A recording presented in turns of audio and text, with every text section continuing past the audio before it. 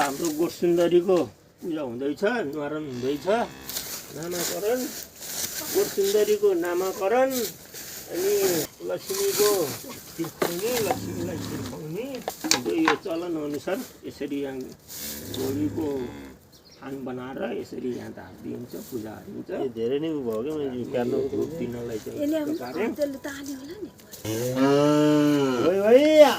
गोर्खालीमा गाई होइन र पहिला यो पनि दुधालु हो है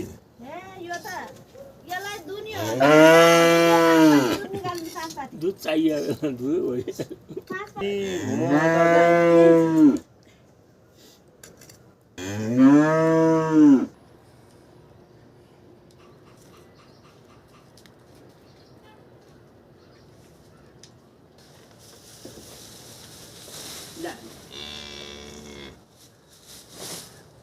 बधाई।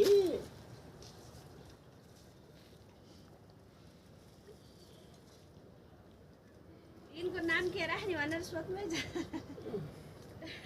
यो गोठ सुन्दरी हो। गोठ सुन्दरी हो, गोठ सुन्दरी। गोठ परी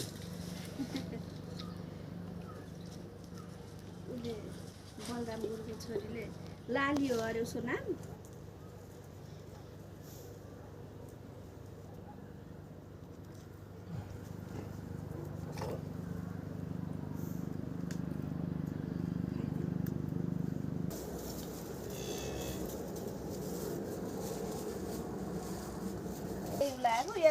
भएर सबै गौरी गाउँ देउराली चण्डीमाई पशुपतिनाथ सबैलाई दिने यहाँका सबैलाई अहिले तपाईँले नाम लिनुभएको थियो नि कि सबलाई सम्झेर दिनुभयो।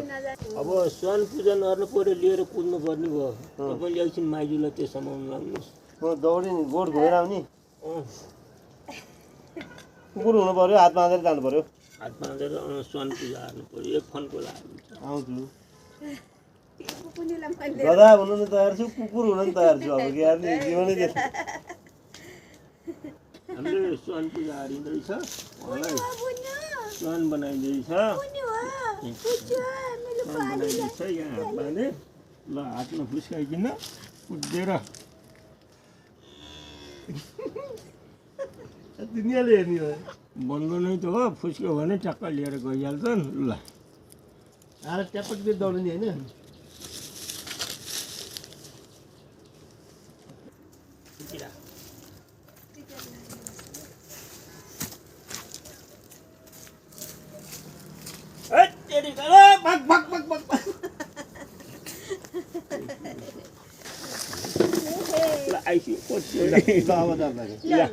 हाम्री गोठपरीको आज न्वारन, तिम्रो नाम गोठपरी जुर्यो।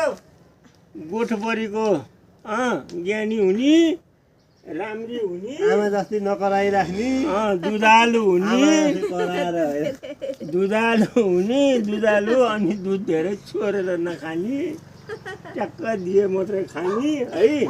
खिर यसलाई खिर चटानी। ल खिर चटानी। ज्ञानी मानी हुने गोठपरीको जय जय हो।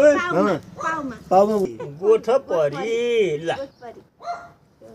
ज्ञानी हुने। अब के खाने? खिर खानु पर्यो नि। खिर खाने ल अब खिर खाने, अम्मा हर्ने ल खाने खाने। अब गोठ सुन्दरी उता हो आमाको नाम फेरि चलन यस्तो छ। यहाँहरूकोतिर कस्तो छ? हामीले आज गाई चोख्याउने तथा बाछीको न्वारन गर्ने कार्य सम्पन्न गरियो। जय